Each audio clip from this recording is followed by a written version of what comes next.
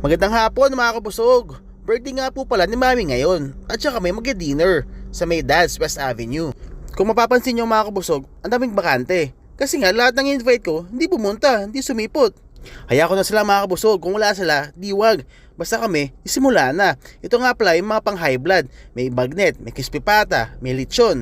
Lipat naman tayo mga kabusog sa Korean dishes. Ito yung mga yun, oh. Kumpleto yan. The best din talaga mga kabusog. As in napakasarap niyan. Okay? O next naman, mga Filipino naman. Naku, yung kohol, yun ang gusto ko. Bopis, pampulutan, pwede yan. Kuwang-kuwa talaga nila yung mga lutong Pilipino dito. Yung Bicol Express, diba? Yung kare-kare. As in the best talaga. Perfect na perfect. Galing na chef nila dito.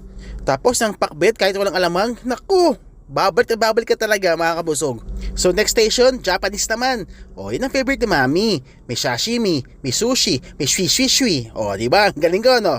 So next area, yung mga pang sweet. Kaya sa